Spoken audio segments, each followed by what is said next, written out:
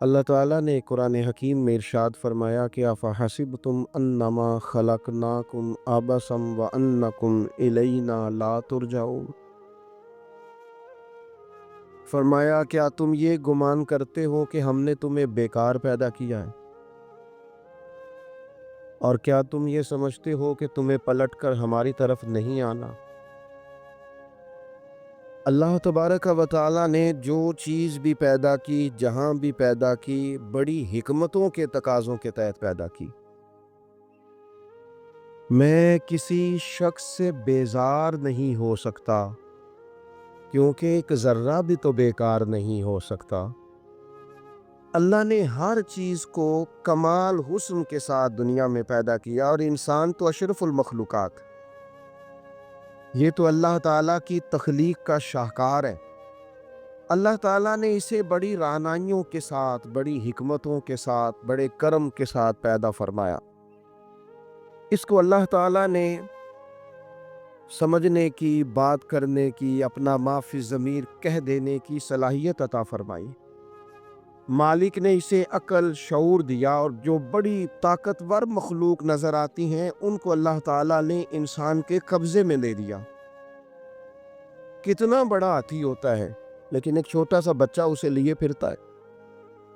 कितना बड़ा ऊँट है, कितनी ताकत रखता है, लेकिन एक छोटा सा बच्चा उसके नाक में नकेल डालता है और उसे लेके घूमता है। अल्लाह तबारक व तआला ने इसे अशरफुल मखलूकात बनाया है।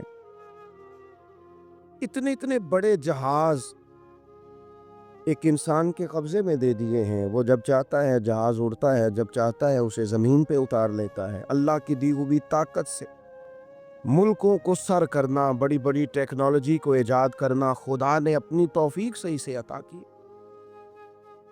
और फिर अगर वो मुसलमान है,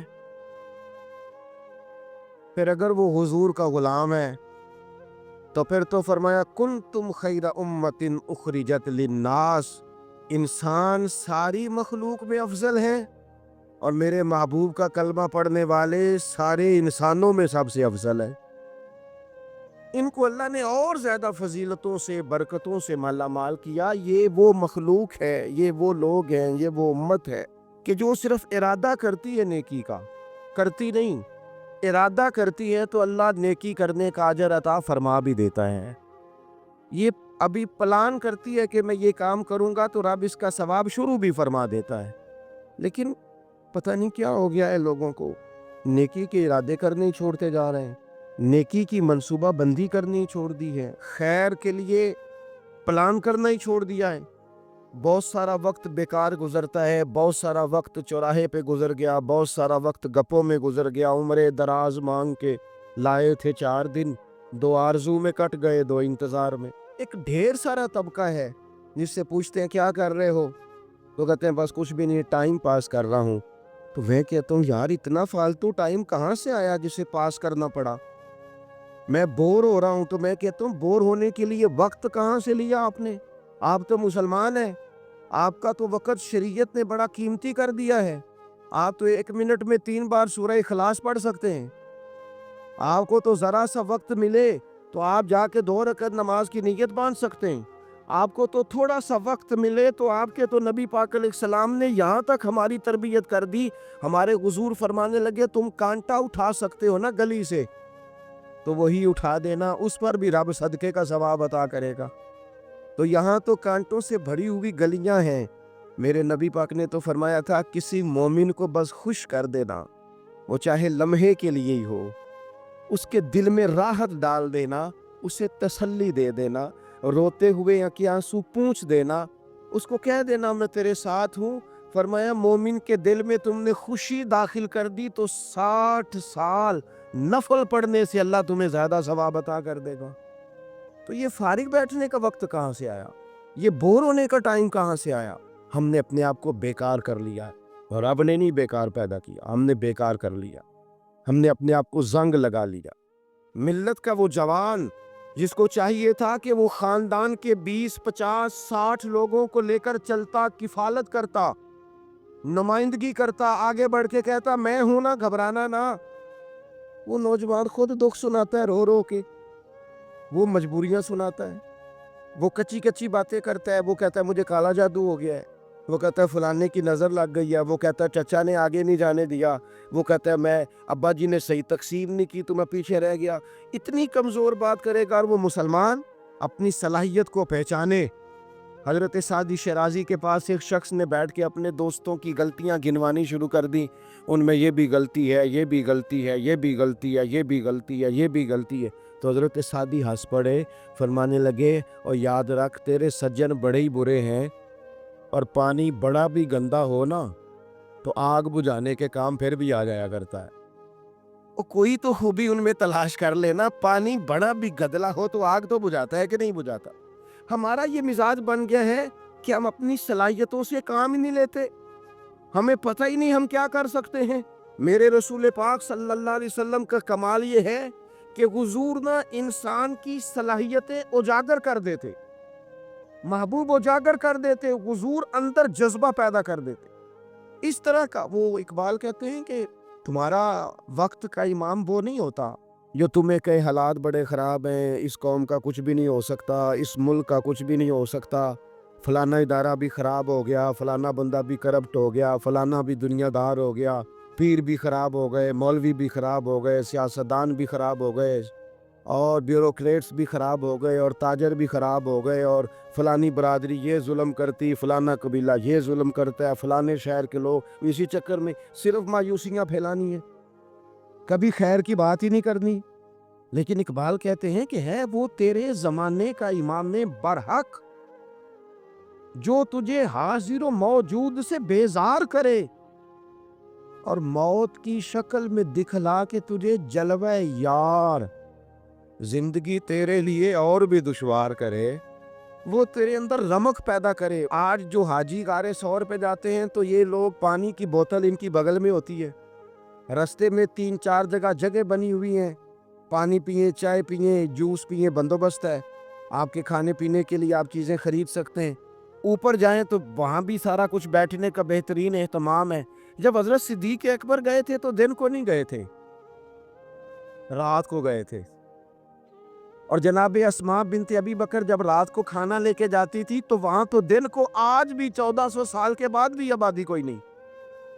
اس وقت کیا منظر ہوگا، اور اب رستہ بن گیا تھا، اب تو رستہ بھی نہیں تھا۔ تو حضرت اسماء کہتی ہیں میں اکیلی روٹی پکاتی تھی، پھر اسے باندھتی تھی، پھر میں یہ نہیں کہ 2-4 میرے ساتھ ساتھی چلو تو پھر غار سور پہ چلتے ہیں، لوگ تو یوں جاتے ہیں نا، فرماتی میں دیکھتی تھی ادھر ادھر کہ کوئی ہے تو نہیں، دیکھ تو نہیں رہا، جب کوئی نہیں ہوتا تھا تو رات کو جاتی تھی اور غار پہ کھانا دے کے آتی تھی۔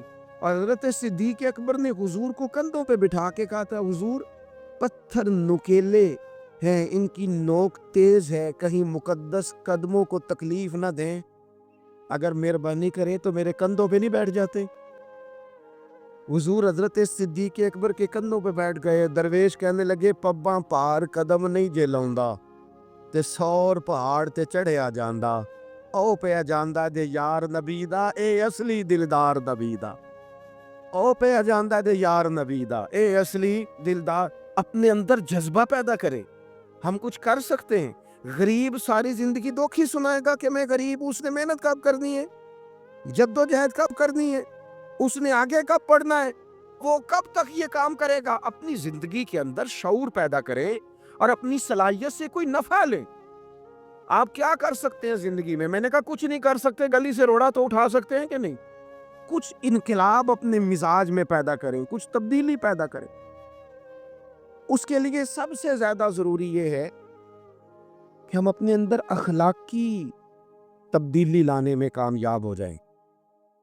کائنات میں قوم وہ سمجھتی ہے جن کا اخلاق سنور جاتا ہے، اور جو لوگ اپنے اندر اخلاقی تبدیلی نہیں نہ لاتے، آپ دیکھیں نبی پاک علیہ السلام کا انقلاب کس طرح کا ہے۔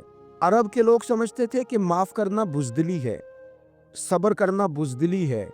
وہ کہتے تھے یہ کیا بات ہوئی، ہمارا دشمن کیا سمجھے گا کہ بزدل ہے، انہوں نے معاف کر دیا ہے۔ وہ کہتے تھے معاف کر دیں تو کمزور پڑ جائیں گے، سامنے والا کہے گا کہ ان کے پلے کچھ نہیں، معاف کر دیا۔ اور ہمارے زمانے میں آج معاف کمزور آدمی کرتا ہے، طاقتور آدمی معاف نہیں کرتا۔ وہ جس کے پاس طاقت نہیں ہوتی وہ کہتا ہے ٹھیک ہے میں نے اللہ پہ چھوڑ دیا، حالانکہ اس نے بھی اچھا کیا، پر کمال تو یہ ہے کہ تیرے پاس ساری طاقت ہو پھر بھی تو فیصلہ اللہ پہ چھوڑے۔ اور حضرت موسیٰ کلیم اللہ علیہ السلام نے عرض کیا تھا مالک تیرے بندوں میں تیری نظر میں معزز کون ہے؟ تو رب کریم نے فرمایا میرے کلیم جس کے پاس بدلہ لینے کی طاقت ہو پھر بھی معاف کر دے وہ رب کی نظر میں بڑی عزت والا ہے۔ عرب کے لوگ سمجھتے تھے یہ بزدلی ہے کہ میں معاف کر دوں، لیکن حضور نے ان کو اخلاقی طور پہ بدل دیا، اور نبی پاک نے فرمایا معاف کرنا بزدلی نہیں، یہ تو اعلیٰ ظرفی ہے۔ تو پھر کس طرح بھلا معافی ان کو ہوئی؟ فتح مکہ کے دن حضور نے اس طرح نہیں معاف کیا کہ پہلے ہمارے ہاں بھی لوگ معاف کرتے ہیں تو ہم پتہ کس طرح معاف کرتے ہیں، پہلے ساری اس کی زیادتیاں گنواتے ہیں۔ پتہ ہے نا تو نے اس وقت کیا کہا تھا، یاد ہے نا تو بڑی ڈینگے مارتا تھا، یاد ہے نا تو بڑی بڑکے مارتا تھا۔ عرب کے لوگ سارے سامنے کھڑے ہیں، پتہ کون کون ہے؟ اکرمہ بن ابو جہل آخری دن تک لڑے، ابو سفیان آخری دن تک لڑے، سارے لوگ سامنے کھڑے، کچھ بھاگ گئے ہیں جان بچا رہے ہیں۔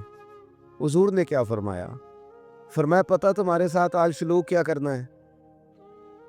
یا رسول اللہ بتائیے۔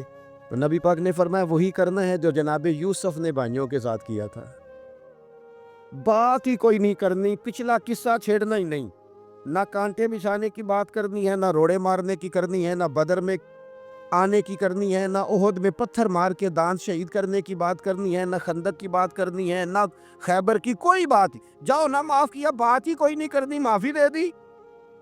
ابو سفیان کہنے لگے حضور مجھے بھی معافی ہے۔ سونیا تیرے کرم پہ قربان جاؤں۔ میرے کریم فرمانے لگے تو قبیلے کا سردار ہے، مکے شریف کے لوگ تجھے بڑا سمجھتے ہیں، دیکھ حضور معاف بھی کرتے ہیں اور عزت بھی دیتے ہیں۔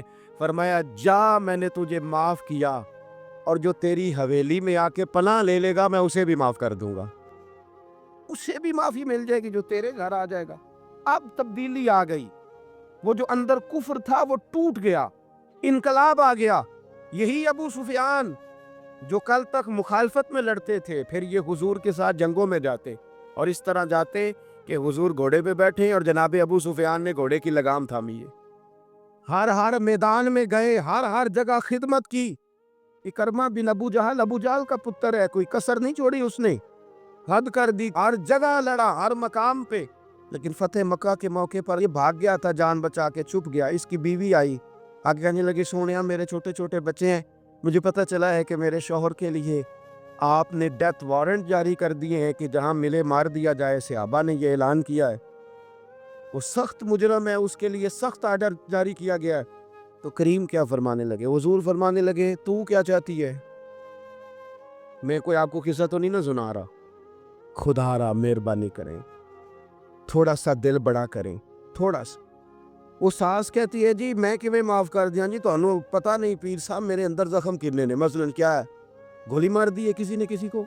بہو سے کہیں تو کہتی ہے جی میں معاف کر دوں، اس کو معاف کر دوں، آپ کو بتاؤں اس نے تکلیف کتنی دی۔ مہربانی کرو ایک دوسرے کو معاف کرو، اپنے دل میں گنجائش پیدا کرو۔ اس بندے کی بات ہو رہی ہے جو باپ سے لگا ہوا ہے مخالفت کرنے، ابے نے بھی ظلم کیے، اس نے بھی کیے۔ حضور اس کی بیوی سے کہتے ہیں کیا چاہتی ہے؟ کہنے لگی حضور معاف کر دیں اسے۔ تو نبی پاک صلی اللہ علیہ وسلم نے فرمایا ٹھیک ہے، یہاں تو معافی کا دروازہ تو سب سے زیادہ کھلا ہوا ہے۔ تو کہتی ہے تو چلو ٹھیک ہے، معاف کیا، ہو گئی بات۔ اس نے جا کے جہاں چھپا ہوا تھا اسے کہا اکرمہ حضور نے تجھے معاف کر دیا۔ کہنے لگا کوئی کرنے والی بات کر، وہ معاف کرتے ہیں مجھے پتہ ہے، بڑا کرتے ہیں، پر جو میں نے کیا ہے وہ معافی والا نہیں۔ مجھے معافی ہو سکتی ہے، یہ کیسے ہو سکتا ہے، یہ کیسے ہو گیا، ہو ہی نہیں سکتا۔ اس کی بیوی پھر آئی، کہنے لگی حضور وہ مانتا نہیں، یہ تاریخ صرف میرے رسول کی ہے، یہ سیرت صرف میرے رسول کی ہے، کہ جس کو معاف کیا جا رہا ہے اس کی سمجھ میں بات نہیں آ رہی کہ بھلا مجھے معاف کر دیا ہے۔ حضور کہتے ہیں اچھا تو بتا وہ کیسے مانے گا؟ کہنے لگی حضور اگر کوئی نشانی دے دینا، عرب کے لوگ تلوار دے دیتے تھے، زرہ دے دیتے تھے، پگڑی دے دیتے تھے، چھڑی دے دیتے، یہ دلیل ہوتی تھی کہ فلاں نے نشانی دے دی۔ اگر کوئی مل جائے نا نشانی، محبوبہ اس طرح تو کوئی نہیں کرتا جیسے آپ کرتے ہیں۔ کریم نے اپنے سر سے پگڑی اتاری اور فرمایا میری پگڑی بطور علامت کے نشانی کے لے جا، اسے کہہ دے میں نے معاف کیا۔ اب اکرمہ کو معافی ہو گئی، وہ آ رہے ہیں، یوں اخلاق بدلتے ہیں، وہ آ رہے ہیں۔ یہاں کوئی بڑا آدمی آئے نا تو پہلے اعلان ہوتا ہے فلاں بن فلاں صاحب آ رہے ہیں، اب ان کو دعوت دیتے ہیں، لیکن وہ اعلان چھوٹا کرتا ہے بڑے کے لیے۔ یہاں انوکھا باب ہے۔ اکرمہ کلمہ پڑھنے آ رہے ہیں، نبی پاک صحابہ سے کیا فرما رہے ہیں؟ فرمایا وہ کلمہ پڑھنے آ رہا ہے، اطاعت قبول کر کے آ رہا ہے، سر تسلیم خم کر کے آ رہا ہے، اس کے سامنے اس کے باپ کے کسی ظلم کا اظہار نہ کرنا۔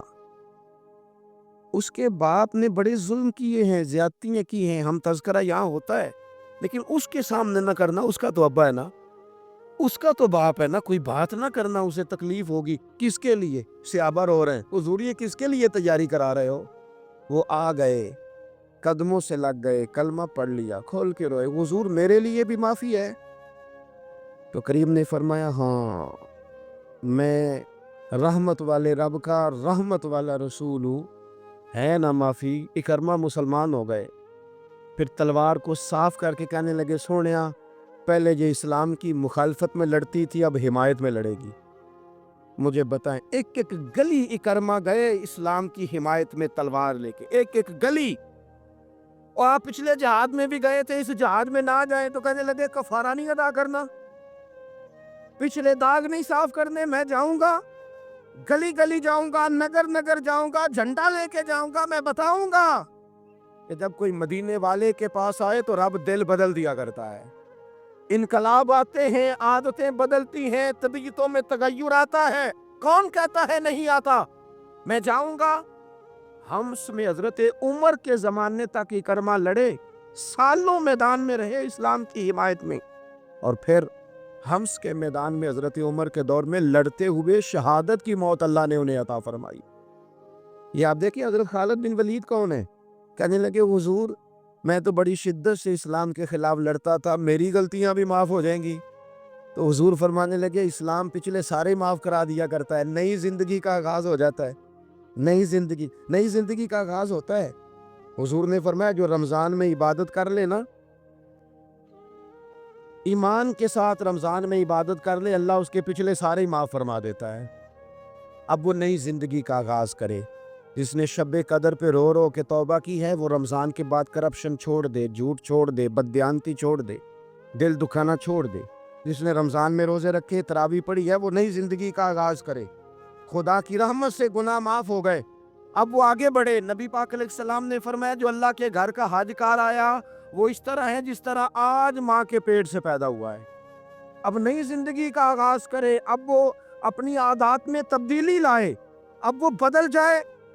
میں کس درد سے یہ بات آپ سے کروں کہ 50 لاکھ مسلمان ہر سال حج کرتا ہے، اگر 25 لاکھ کا کردار بھی ٹھیک ہو جائے تو سال کا 25 لاکھ با کردار مسلمان اگر دنیا کو دیا جائے تو بتائیے امت مسلمہ کا سر کتنا اونچا ہوگا۔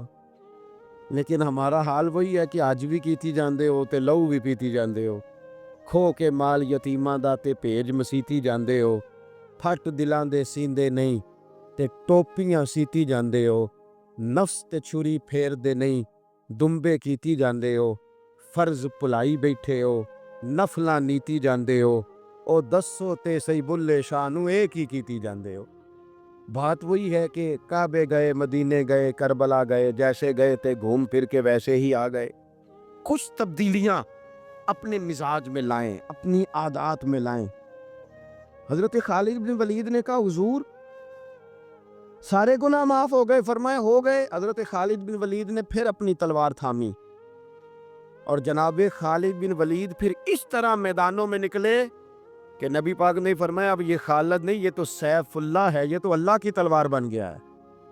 اس جذبے سے، شوق سے اپنے مزاج کو تبدیل کر کے اس طرح میدان میں آئے، فرمایا اب یہ اللہ کی تلوار ہے۔ پورا وجود زخمی کرایا اور ساری زندگی اسلام کی حمایت میں تلوار چلائی۔ ہم بدل سکتے ہیں، تبدیلی آ سکتی ہے، ہمیں بدل جانا چاہیے۔ بہلول دانا سے کہا تھا ہارون رشید نے کہ مجھے کوئی نصیحت کر دے، میں بادشاہ ہوں، سخت دل ہو جاتا ہے کئی دفعہ۔ تو حضرت بہلول دانا کہنے لگے میں کیا نصیحت کروں، آپ کا باپ کہاں ہے؟ کہنے لگے قبرستان میں۔ کہا ایک بڑا بھائی بھی تھا، بڑا پیار کرتا ہے، سنا آپ سے، کہاں ہے؟ کہا قبرستان میں۔ تو کہا وہ ایک چچا زاد بھی آپ کے ساتھ میں نے دیکھا ہے، کہا وہ بھی قبرستان میں۔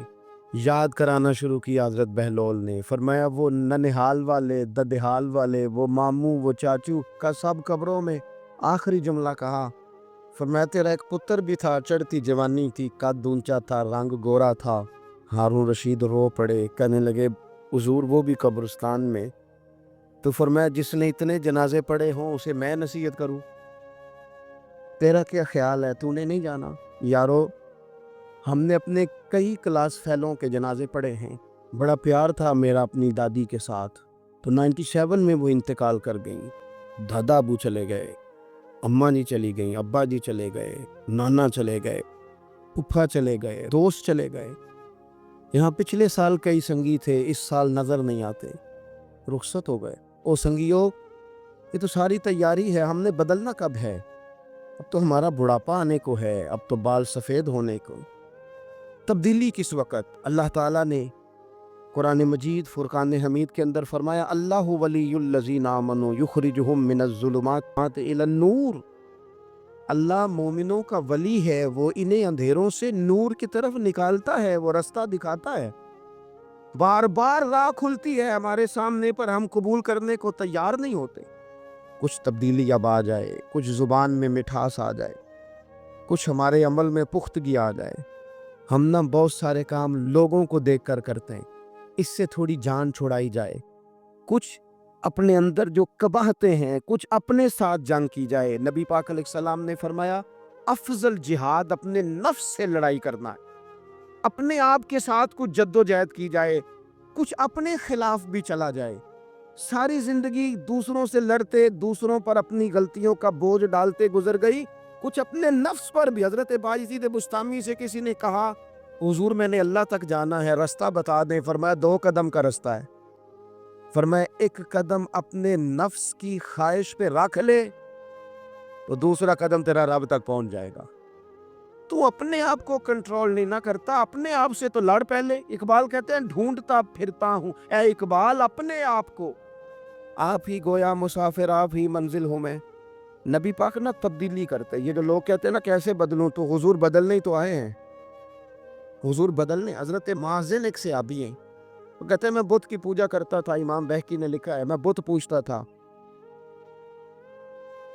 ایک دن میرے بت کے اندر سے آواز آ گئی، تو کب تک مجھے پوجے گا، مدینے میں تو حضور جلوہ فرما ہو گئے ہیں۔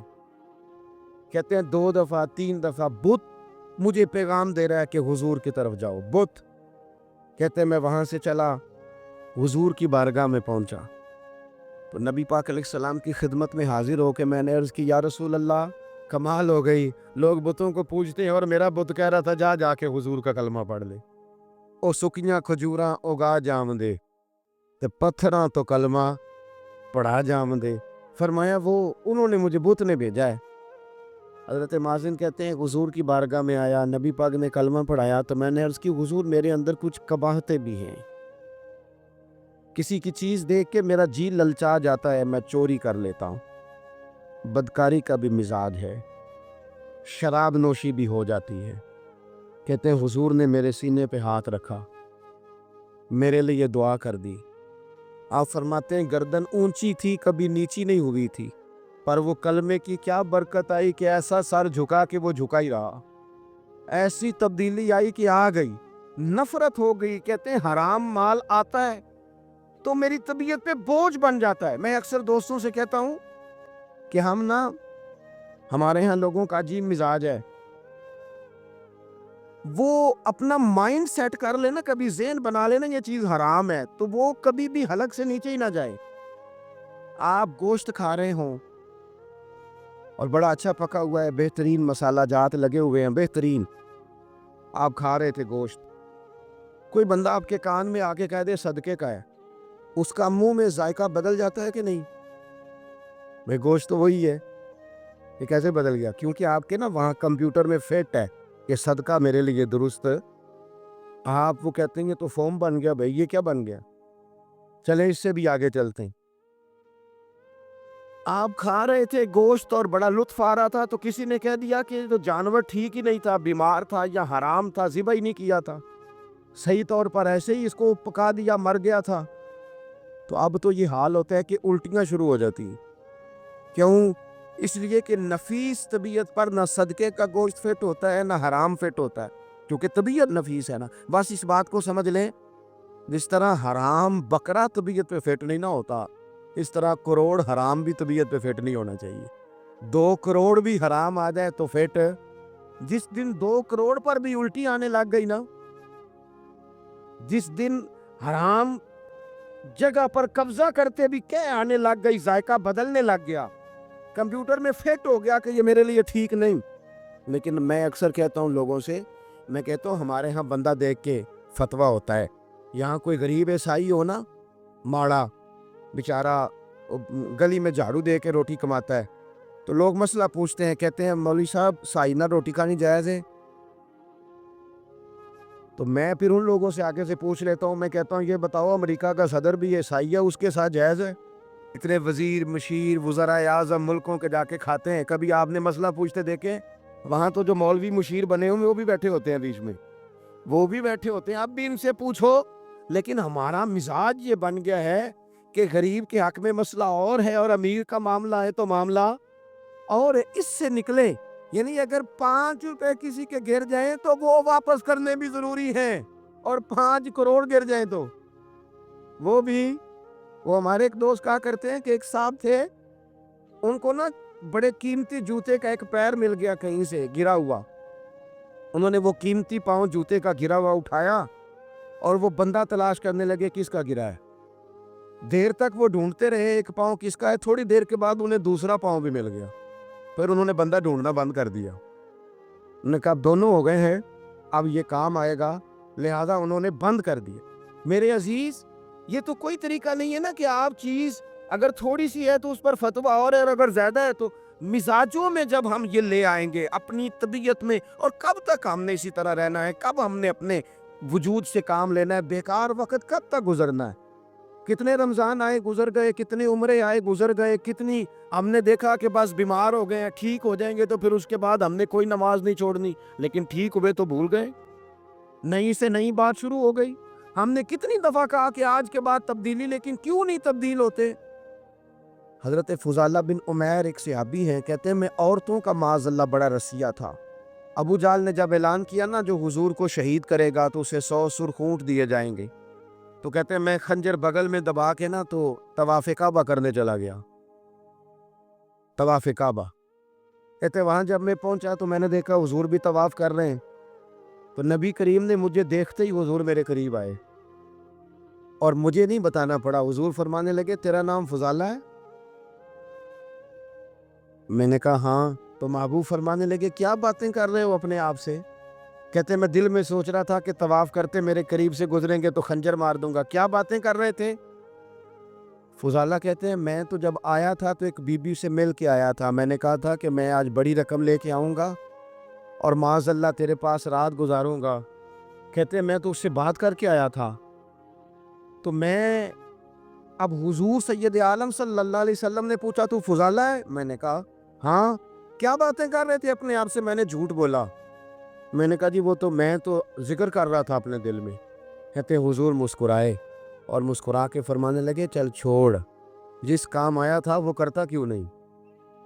میں جو تیرے سامنے کھڑا ہوں تو کرنا، خیال آیا مسلمان نیک و بد پہچان جاتے ہیں اور آقا آدمی کے دل کی باتیں جان جاتے ہیں، کرنا وہ کام۔ تو فضالہ کہتے ہیں کہ میں کانپ گیا، میرے ہاتھ سے وہ خنجر گر گیا، حضور نے میرے سینے پہ ہاتھ پھیرا، اس طرح پھیرا کہ زندگی میں اتنا سکون کبھی نہیں ملا، اتنی ٹھنڈک کبھی نہیں ملی، اتنا قرار کبھی نہیں آیا، اس قدر زیادہ آزمائش کبھی نہیں آئی، میں قرار محسوس کرنے لگا۔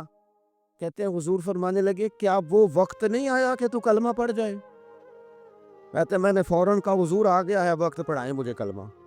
کہتے ہیں نبی پاک نے کلمہ پڑھا دیا، میں مسلمان ہوا، میں واپس لوٹا تو وہی عورت بن سنور کر تیار ہو کر گلی میں کھڑی تھی۔ عادتیں بدل جاتی ہیں، شرط یہ ہے کہ ہم تھوڑی سی کوشش کریں، شرط یہ ہے کہ ہم اپنے آپ کو اللہ رسول کی بارگاہ میں پیش کریں۔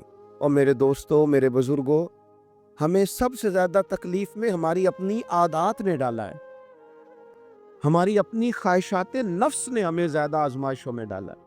کہتے ہیں وہ عورت بن سنور کے کھڑی تھی، جب میں واپس لوٹا تو پہلے میں اس کے پیچھے بھاگتا تھا، اب میں اس کے قریب سے گزر گیا تو اس نے آواز دی، تو فضالہ نہیں؟ کہتے ہیں میں چپ کر گیا۔ وہ پھر پیچھے دوڑی، میرا گریبان پکڑ کے کندھا پکڑ کے ہلایا، تو فضالہ نہیں؟ کہتے میری جھکی ہوئی گردن، میں سر نہیں اٹھاتا۔ مجھے کہنے لگی تو وہ نہیں ہے جو فضالہ ہے؟ میں نے کہا ہوں میں فضالہ، پر وہ والا نہیں جو تجھے ملا کرتا تھا۔ کہا تو اب کون ہے؟ کہنے لگے میرا ٹائٹل بدل گیا ہے، میرا تعارف بدل گیا ہے، اب میں رسول کائنات کا غلام ہو گیا ہوں۔ ہم لوگ مجھے مسلمان کہتے ہیں، اب میری نگاہوں میں جچتا نہیں کوئی، جیسے میرے محبوب ہیں ایسا نہیں کوئی۔ کہتے ہیں بدل گئی عادت، میں وہی ہوں پر میرا لہجہ، میرا مزاج ہی بدل گیا۔ حضرت جریر ابن عبداللہ کہتے ہیں میں کاروبار کرتا تھا اور مجھے بڑا سلیقہ آتا تھا کاروبار، میں سستی ترین چیز خریدنے کا ملکہ رکھتا تھا، لیکن فرماتے ہیں کہ جب میں حضور کا کلمہ پڑھنے گیا تو نبی پاک نے مجھے فرمایا میرا دین کسی کا بھلا کرنے کا نام ہے، الدین النصیحہ، خیر خی کرنا۔ فرماتے ہیں پھر میں نے نصیحت کو پلے باندھا، ایک آدمی سے گھوڑا خریدا 300 دینار کا، گھوڑے کو پکڑ کے میں نے جب تھوڑا آگے چلایا تو وہ تو بڑا نرم مزاج تھا، پنجابی چاقید ہے ساؤ ہے بڑا، اور میں نے کہا یہ تو گھر میں بھی رکھا جا سکتا ہے، یہ تو 400 کا ہے۔ پھر میں نے اس پر سواری کی تو وہ سواری کے لیے بڑا اچھا تھا، میں نے کہا یار تیرا جانور 600 کا ہے۔ کرتے کرتے جب میں نے اسے 1000 دینار تھمایا، 400 میں سودا ہو گیا تھا، اس نے دے دیا تھا گھوڑا یا اونٹ۔ کہتے ہیں وہ شخص میری طرف دیکھ کے حیران ہو کے کہنے لگا جریر تو پہلے بھی آتا ہے، یہ تجھے کیا ہوا؟ تو حضرت جریر کہتے ہیں میں نے اسے کہا پہلے جریر آتا تھا، اب وہ والا جریر ہے جس نے مدینے والے کا کلمہ پڑھا ہے۔ کنتم خیر امتن کا ٹائٹل ہے میرے پاس۔ کیا اسلام صرف نعرے لگانے کا نام ہے؟ کیا اسلام صرف دوسروں کو یہ کہنے کا نام ہے کہ تو نے مجھے کس طرح کہہ دیا کہ میں عاشق رسول نہیں؟ تو زیادہ ہے، تیرے پاس زیادہ دین ہے، صرف ڈھک جانا اور زیادہ باتیں کرنے کا نام دین ہے؟ اپنے اندر ایک ایک کر کے غلطیوں کو چھوڑیں، آج کچھ عہد کریں کہ ہم نے فلاں فلاں گناہ سے جان چھڑانی، اپنے اندر کچھ تبدیلیاں لائیں، اور کسی کو بتانے کی ضرورت نہیں، ہمارا اور ہمارے رب کا معاملہ ہے۔ اکیلے میں بیٹھ کے اللہ کے حضور عہد کریں، اکیلے میں بیٹھ کے۔ آج میں نے آپ سے خدمت میں ایک اپیل کرنی ہے، وہ یہ ہے کہ ہم نے نا آج عہد کرنا ہے کہ ہم نے جھوٹ نہیں بولنا۔ ایک دفعہ ہم نے بچے سے کہا تھا، مجبور تھے، شاید بڑے مجبور ہوں گے ہم، کسی صاحب نے نا بڑی مجبوری میں ایک دن اپنے بچے سے کہہ دیا، وہ باہر آیا تھا بندہ پیسے لینے، اس کا قرض دینا تھا، تنگ دستی تھی، مجبوری تھی، اس نے کہا بیٹا ادھر آ، اسے جا کے کہا ابو گھر نہیں۔ آپ نے ایک دفعہ کہا، پھر آپ ساری زندگی روئیں گے کہ پتر میرے ساتھ تو سچ بولا کرنا، لیکن وہ نہیں بولے گا۔ یہ جھوٹ اتنی بڑی مصیبت ہے۔ عورت اپنے شوہر سے کہتی ہے پیسے تھوڑے دے دیا کر، جوڑے ایک میں گزارا کر لوں گی، میرے ساتھ سچ تو بولنا، وہ سچ تو بول۔ تو اگر لاہور جاتا ہے تو مجھے لاہور کا ہی بتا کے جا، میرا رشتہ پیسوں سے نہیں اعتماد سے جڑا ہے۔ ماں کہتی ہے ماں بیٹے سے، پتر سچی بات تھوڑی کر لیا کر، سچی کیا کر۔ سچ ختم ہو گیا۔ اب لوگوں نے جھوٹ کا نام بدل دیا ہے، کہتے ہیں میں نے بہانہ کر دیا تھا، او بھئی آپ نے جھوٹ بولا تھا، صاف صاف کہیں، نام بدل دیا۔ جھوٹ کھا گیا اب میرے ملک کو، جھوٹ کھا گیا اس ملت کو، جھوٹ نے اس امت کو قریب سے آ کے تھام لیا۔ ہم بڑی آزمائش میں ہیں، ہم مطلب ہر شخص ہی الا ماشاءاللہ، ہر شخص ہی، آپ کسی شخص سے کوئی معاہدہ کرتے ہیں، کوئی چیز بنانے کی بات کرتے ہیں، خریدنے کی بات کرتے ہیں، وہ جو کہتا ہے اس پر پورا کیوں نہیں اترتا؟ وہ غلط بات کیوں کرتا ہے؟ میرے نبی پاک علیہ السلام سے پوچھا گیا مومن بزدل ہوتا ہے؟ حضور نے فرمایا ہو جاتا ہے کبھی، یہ غلطی آ جاتی ہے۔ حضور مومن کنجوس ہوتا ہے؟ فرمایا کبھی ہو جاتا ہے۔ یا رسول اللہ مومن جھوٹا بھی ہوتا ہے؟ تو میرے رسول فرمانے لگے نہیں، میرا کلمہ پڑھنے والا ساری غلطیاں کر سکتا ہے، میرا مومن جھوٹ نہیں بولا کرتا۔ مومن جھوٹ، ابو سفیان کو کیسر روم نے، ہرقل نے اپنے دربار میں کھڑا کر کے کہا ابو سفیان ابھی کلمہ نہیں پڑھتے تھے، تمہارا کوئی رشتہ ہے نبی پاک سے جنہوں نے مجھے بھی خط لکھا ہے کہ مسلمان ہو جاؤ؟ کہنے لگے ہاں میں چچا ہوں رشتے میں۔ کہا وہ کیسے ہیں پیغمبر؟ تو ابو سفیان کہتے ہیں چونکہ میں مخالف تھا، میں نے وہ ساری باتیں کی جو ہم ان کے خلاف کرتے تھے۔ اس نے آخری بات پوچھی، اس نے کہا ابو سفیان یہ بتا کہ وہ جنہوں نے اعلان نبوت کیا ہے کیا کبھی انہوں نے جھوٹ بھی بولا ہے؟ ابو سفیان کہتے ہیں کہ 1 منٹ کے لیے میں نے کہا کہہ دوں، مخالفت تھی نا، تو پھر میں نے سوچا یہ تو عرب کی وفاداری کے خلاف ہے، عرب میں سے تو کوئی جھوٹ بولنا پسند ہی نہیں کرتا، اور پھر میں اگر حضور کو معاذ اللہ جادوگر شاعر کہوں گا تو شاید کسی کو 1 منٹ کے لیے متوجہ کر سکوں، اور نبی پاک نے جھوٹ بولا ہے، یہ تو مانے گا ہی کوئی نہیں۔ کہتے ہیں بادشاہ نے پھر زور دے کے کہا سردار بتاتے کیوں نہیں، کیا کبھی انہوں نے جھوٹ بھی بولا ہے؟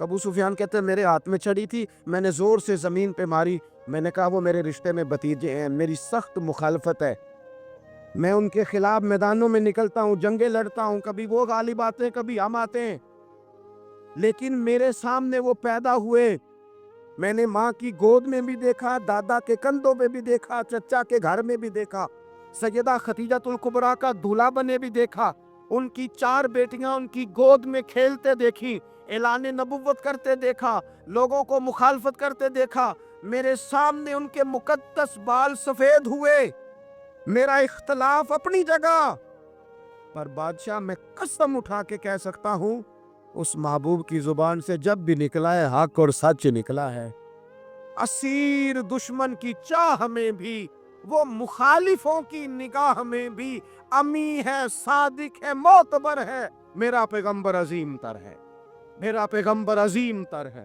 میرا پیغمبر عظیم تر ہے، جھوٹ نہیں کبھی حضور نے بولا۔ کہتے میں نے جواب دیا تو سناٹا چھا گیا سارے دربار میں، کتنے اس نے سوال پوچھے، گھنٹوں بعد ہو، سناٹا چھا گیا، اور پھر بادشاہ نے اپنا پرنا اٹھایا، چادر اٹھائی، کندھے پہ رکھی اور جانے لگا، تو میں نے پیچھے سے پلٹ کے کہا بادشاہ اتنے تو نے سوال کیے، اتنے میں نے جواب دیے، رزلٹ کا بھی تو اعلان کرنا، نتیجہ بھی تو دینا، کیا نکلا؟ تو کہتے ہیں وہ جا رہا تھا، وہیں کھڑے کھڑے اس نے چہرہ میری طرف پھیرا اور کہنے لگا سردار نتیجہ تو نکل آیا ہے، رزلٹ تو نکل آیا، جس بندے نے کبھی بندوں سے جھوٹ نہیں بولا وہ یہ جھوٹ کیوں بولے گا کہ میں اللہ کا رسول بن کے آیا ہوں؟ نتیجہ تو نکل آیا، بات تو کلیئر ہو گئی، اب آگے کیا جانا ہے؟ ایک سردار تھے کسی قبیلے کے، وہ حضور کی بارگاہ میں کلمہ پڑھنے آئے، امام راضی نے لکھا ہے، کہتے میرے اندر 4 غلطیاں تھیں، میں شراب بھی پیتا تھا، چوری بھی کرتا تھا، بدکاری بھی کرتا تھا معاذ اللہ، اور جھوٹ بھی بولتا تھا۔ حضور کی بارگاہ میں آیا، عرض کی یا رسول اللہ بچپن سے لے کر یہ بیماریاں لگ گئیں، بڑی کوشش کی، ابا نے بڑا مارا، لوگوں نے بڑا کہا، چھوٹی نہیں، اور میں چھوڑ سکتا بھی نہیں۔ ان کا خیال تھا نا جس طرح ہمارا خیال ہوتا ہے فلانی چیز نہیں چھوڑ سکتے، میں چھوڑ سکتا بھی نہیں، حضور ایک چھوڑ سکتا ہوں، ایک چھڑوا لیں آپ اور کلمہ پڑھا دیں۔ حضور نے فرمایا بالکل ٹھیک ہے تو ایک چھوڑ دے۔ یا رسول اللہ کون سی؟ فرمایا جھوٹ نہیں بولنا۔ جھوٹ، وہ شراب بھی پیتے ہیں، وہ کہتے ہیں میں بدکاری بھی کرتا ہوں، چور بھی ہوں۔ حضور نے کیا فرمایا؟ جھوٹ، کیا ان سارے کاموں سے زیادہ سخت تھا حضور نے اس سے منع کیا؟ جھوٹ نہیں بولنا بھائی۔ کہتے ہیں سونے وعدہ ہو گیا، سیدھے سادے آدمی تھے، دیہاتی سردار تھے، گھر چلے گئے۔ کہتے ہیں جب وہ شراب کے قریب جانے لگا تو دل میں خیال آیا کہ حضور کے پاس شراب پی کے جاؤں گا، اگر کسی نے پوچھا کہ پی ہے تو جھوٹ تو بولنا نہیں، سچ بولوں گا تو حال کیا ہوگا بھلا، وہاں کیفیت کیا ہوگی کہ میں شراب پی کے یہاں آتا ہوں حضور کی بارگاہ میں، مجھ پہ تو حد لگے گی۔ کہتے ہیں لہذا شراب بھی چھوڑ دی، اٹھا کے ماری دیوار کے ساتھ۔ کہتے ہیں میں چوری کی طرف ہاتھ بڑھانے لگا تو میں نے کہا صبح اگر کسی نے پوچھا کہ میری چوری کس نے کی ہے، جھوٹ بولنا نہیں، اور اگر سچ بولا تو سوسائٹی میں عزت کیا رہے گی؟ دفع کرو، جو اللہ نے روکا سوکھا دیا وہی ٹھیک ہے۔ کہتے ہیں گلی سے گزر رہا تھا، اس عورت نے پھر آواز دی، اس کی طرف جانے لگا اور قریب گیا تو وہ پوچھتی ہے سنا ہے تو نے کلمہ پڑھ لیا ہے؟ کہتے ہیں تڑپ گیا، درد سے آنسو چھلکے، اگر میں اس سے جھوٹ بولوں تو حضور نے منع کیا ہے، اور سچ بولوں تو یہ کیا سوچے گی؟ کلمہ پڑھ کے، مسلمان ہو کے، حضور کا غلام ہو کے یہ انداز ہے۔ کہتے ہیں وہاں سے بھی آ گیا، آ کے نا پیچھے ہو کے بیٹھ گیا، پیچھے حضور تقریر کر رہے تھے، پیچھے ہو کے بیٹھ گیا، غور سے حضور کا چہرہ دیکھ رہا ہوں، غور سے دیکھتا جا رہا ہوں، دنیا کہیں اور دیکھ رہی ہے اور میں حضور کا چہرہ دیکھ رہا ہوں. سر سے لے کر پاؤں تک تنویر ہی تنویر ہے، جیسے منہ سے بولتی قرآن کی تفسیر ہے. سوچتی تو ہوگی دنیا مصطفیٰ کو دیکھ کر، بھلا وہ مصور کیسا ہوگا جس کی یہ تصویر ہے. کہتے میں غور سے چہرہ دیکھ رہا ہوں. حضور کی خدمت میں گیا سلام لینے تو محبوب نے مسکرا کے دیکھا تو میں نے کہا سونیا قربان جاؤں، میرا ایک جھوٹ چھڑوایا ہے، میری ہر شے چھوٹ گئی ہے، ختم ہو گیا سارا کچھ ہی. یہ مہربانی ہو جائے گی انشاءاللہ. اپنے آپ سے بات کریں، کوشش کریں کہ ہم نے زندگی میں جھوٹ نہیں بولنا، آپ سچ بولو. میری ملک کے لیڈر اگر قوم کو صرف سچ بتائیں، ہمارے پاس کیا ہے، ہم کتنا سروائیو کر سکتے ہیں، کہاں تک جا سکتے ہیں، آپ یقین کریں قوم کا اعتماد قائم رہے. اگر ہم اپنے بچوں سے سچ بولیں، اپنے دوستوں سے سچ بولیں، اپنے محبت کرنے والوں سے سچ بولیں، ہمارا اعتماد نہیں خراب ہوگا، اعتماد قائم رہے گا. وہ ایک شخص نے آ کے کہا تھا نا یا رسول اللہ میں 2 نمازیں پڑھوں گا، اگر آپ کہتے ہیں تو کلمہ پڑھتا ہوں، 5 نہیں پڑھ سکتا. فرمایا تو آ جا 2 ہی پڑھنا، لیکن یہ چھٹی صرف حضور دے سکتے ہیں اور نہیں کو دے سکتا. حضور نے فرمایا 2 ہی پڑھنا. صحابہ کہتے ہیں 2 نمازوں کی شرط پہ کلمہ پڑھا. پھر شارحین فرماتے ہیں وہ وقت بھی آیا کہ وہ تہجد بھی پڑھا کرتے تھے. آپ شروع تو کریں نا کسی کام کو، اپنے اندر چھوٹی چھوٹی تبدیلی پیدا کریں. اور بڑوں سے لے کر، مجھے ادب سے عرض کرتا ہوں، بعض نوجوان بھی شکایت کرتے ہیں، کہتے ہیں بزرگوں کو کہہ دیں کہ جلد باز نہ بنیں، جلدی غصے میں آ جاتے. میں بزرگوں سے بھی عرض کروں گا کہ تھوڑی نرمی، تھوڑی شفقت، مطلب زیادہ ڈانٹ ڈپٹ کرنے سے بھی تو چیزیں خراب ہی ہوتی ہیں نا. تھوڑا سا ضرب بڑھ. نوجوانوں سے کہوں گا کہ آپ جوان ہیں تو حوصلہ بھی تو جوان ہے نا، تو زندگی میں حوصلہ، تحمل، بردباری لائیں، اپنی عادات کو تھوڑا تھوڑا کر کے تبدیل کریں. اللہ تعالی ہمیں سمجھ عطا فرمائے.